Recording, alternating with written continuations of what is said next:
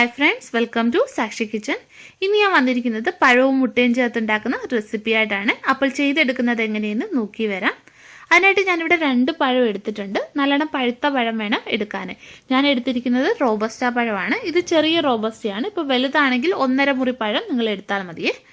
ഇതൊരു മിക്സിയുടെ ജാറിലേക്ക് നമുക്ക് കട്ട് ചെയ്തിട്ട് കൊടുക്കാം. എന്നിട്ട് നല്ലോണം ഒന്ന് അരച്ചെടുത്തിട്ട് വരാം. ഇനി വേറൊരു മിക്സിയുടെ ജാറിലേക്ക് 2 മുട്ട പൊട്ടിച്ചൊഴിക്കാം. ഇനി ഇതൊന്ന് അടിച്ചെടുക്കണം. മിക്സിയിലെ പൾസ് ബട്ടൺ വെച്ചിട്ട് അടിച്ചെടുത്താൽ മതി. നിങ്ങളുടെ കയ്യിൽ ഹാൻഡ് ബീറ്റർ ഉണ്ടെങ്കിൽ ബീറ്റ് ചെയ്തെടുത്താലും മതി. അപ്പോൾ മുട്ട അടിച്ചെടുത്തിട്ടുണ്ട്.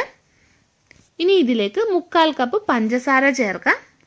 ഞാനിത് പൊടിക്കാത്ത പഞ്ചസാരയാണ് 1/4 കപ്പ് ചേർത്തിരിക്കുന്നത്.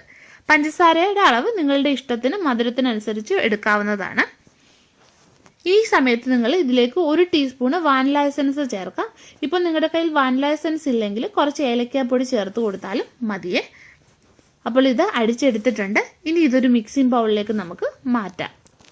ഇനി ഇതിലേക്ക് 1/2 കപ്പ് ഓയിൽ ചേർക്കാം. ഫ്ലേവർ ഇല്ലാത്ത എണ്ണ വേണം ചേർത്ത് കൊടുക്കാൻ. ഞാനിതിൽ സൺഫ്ലവർ ഓയിലാണ് ചേർത്ത് കൊടുത്തിരിക്കുന്നത്. ഇനി ഇത് നല്ലോണം ഒന്ന് കലക്കിയെടുക്കാം. പിന്നെ ഞാനിവിടെ 1/4 കപ്പ് മൈദ എടുത്തിട്ടുണ്ട്. ഇത് 250 ml കപ്പിന് 1/4 കപ്പ് മൈദയാണ് എടുത്തിരിക്കുന്നത്. ഇനി ഇതിലേക്ക് 1 ടീസ്പൂണ് ബേക്കിംഗ് പൗഡർ ചേർക്കാം. പിന്നെ 1/4 ടീസ്പൂണ് ബേക്കിംഗ് സോഡ, പിന്നെ സ്വല്പം ഉപ്പ്. ഇനി ഇത് നമുക്കൊന്ന് മിക്സ് ചെയ്യാം. എന്നിട്ട് ഒരു അരിപ്പയിലിട്ടിട്ട് 2-3 തവണയൊന്ന് അരിച്ചെടുക്കണേ. ആദ്യം തന്നെ ഇത് നിങ്ങൾ ചെയ്തിട്ട് മാറ്റി വയ്ക്കുക കേട്ടോ. പിന്നെ ഇതിലേക്ക് ചേർക്കാൻ ഞാൻ കുറച്ച് ടൂട്ടി ഫ്രൂട്ടി എടുത്തിട്ടുണ്ട്.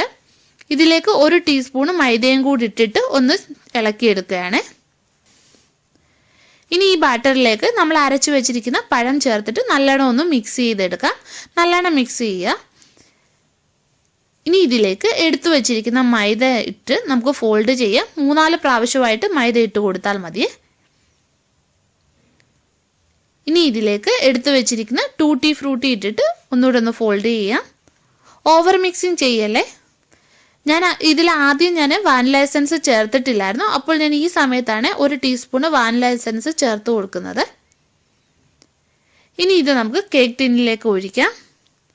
ഒരു കേക്ക് ടിന്നിൽ ഞാൻ ബട്ടർ പേപ്പർ ഇട്ടിട്ട് ഓയിലും പുരട്ടി എടുത്തു വെച്ചിരുന്നതാണ്. അപ്പം മാവ് ഒഴിച്ചു കൊടുക്കാം.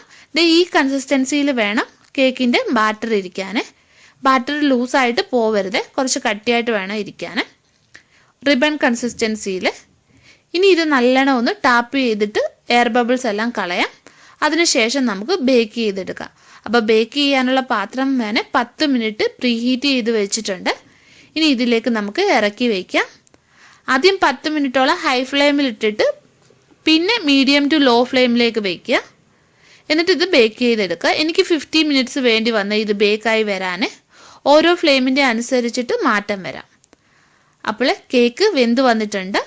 ഇനി ഇത് നമുക്ക് ഇതിൽ നിന്ന് തന്നെ എടുത്തു മാറ്റാം. ഇനി ഈ കേക്ക് നല്ലോണം തണുത്തതിന് ശേഷം നമുക്ക് കേക്ക് ടിന്നിൽ നിന്നും മാറ്റാവേ. അപ്പോൾ ഇത് തണുത്ത് വന്നിട്ടുണ്ട്. ഇനി ഇത് നമുക്ക് ഈ കേക്ക് ടിന്നിൽ നിന്നും മാറ്റാം. ഇത് നോക്ക്, നല്ല പെർഫെക്റ്റ് ആയിട്ട് വന്നിട്ടുണ്ട് കേക്ക്. ഇനി ഇത് നമുക്കൊന്ന് കട്ട് ചെയ്ത് നോക്കാം. ഇത് നല്ല സോഫ്റ്റ് ആയിട്ടുള്ള കേക്കാണ്. നിങ്ങൾ ഉറപ്പായിട്ടും ഇതൊന്ന് ചെയ്ത് നോക്കണേ. പിന്നെ വീഡിയോ ഇഷ്ടപ്പെടുകയാണെങ്കിൽ ഒന്ന് ലൈക്ക് ചെയ്യാനും ഷെയർ ചെയ്യാനും മറക്കല്ലേ. പിന്നെ നിങ്ങളുടെ അഭിപ്രായങ്ങൾ കമൻറ്റ് ചെയ്ത് അറിയിക്കുക. അപ്പോൾ നമുക്ക് വീണ്ടും മറ്റൊരു നല്ല റെസിപ്പിയുമായിട്ട് കാണാം.